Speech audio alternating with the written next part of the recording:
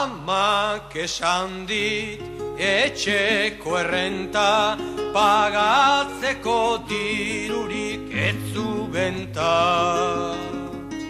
Illa egingo dion mesere, hilabetian gehienaz ere, itxoitia, bada zierto dela ematia, pasa baino lehen hilabetia.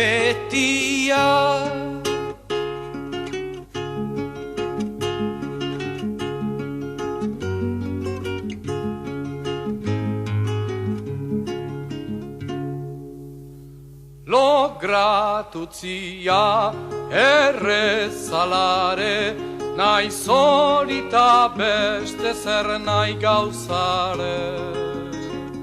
Seguru dala esan amari, zu baldin bazatoz mandatari, dudarik gabe, nere borondate onaren jabe, zuzera Juana Bixenta olabe.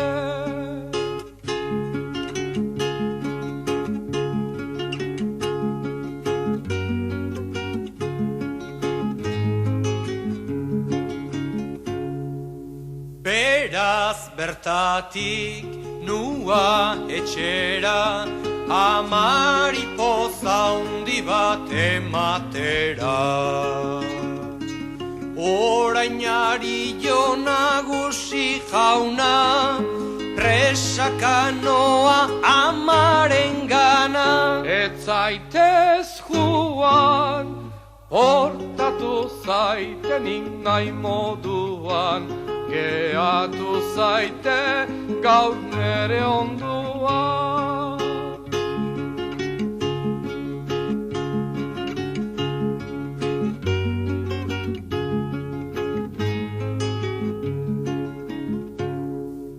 Gainera berriz Juana Bixenta, utziko dizuet etxeko errenta. Kito zordi da zuten guztia, kumplitzen bai da zukutizia. Lotsa gogorra, sufritzen dago gaur nere ondra, penak malkuak derizkitorra.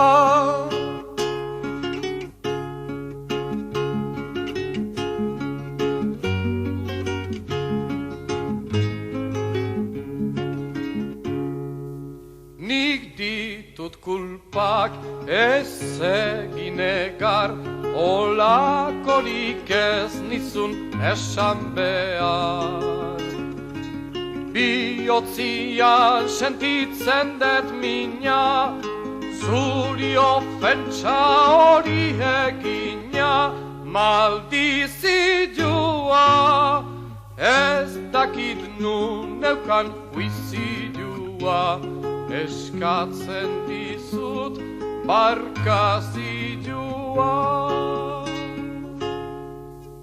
Orduan Juana Bixentak ikusiz nagusi jaunak barkazioa eskatzen ziola, zer egingo zuen ba? Barkatu zion. Orduan ausiak ziaro liluratuta ikusiz Juana Bixentak hain ederra izatez aparte, hainbesteko birtutia beregan zeramala, ziero txoatuta perarekin ezkontzeko eskatu zion. Eta neskak, pixka bat pentsatu ondoren, asko ez ba ez padre, baiezko eman zion. Baino nola txorua etzan, esan zion ba ez padre, urrengo goizean joan zedila beraren amaren gana, baimena eskatzera kortesiak eskatzen zuen bezala, eta nagusi jaunak honela egin omen zuen. Eldu zanian urrengo goizan, nagusiak zuben kumplitu hitza. Joan zitzaion amari etxera, Andretzat alaba eskatzera, amatxit firme, hartuta gero bila informe. gelditu ziran biak konforme.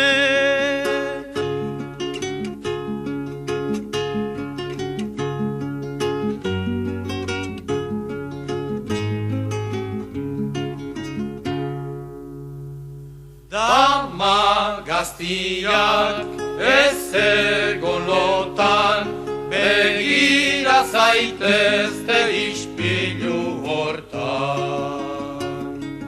Gustatu eta birtute derra, andretzat hartu bere maizterra, du nagusiak. Horla irabazteko graziak, saia zaitezte beste guztiak.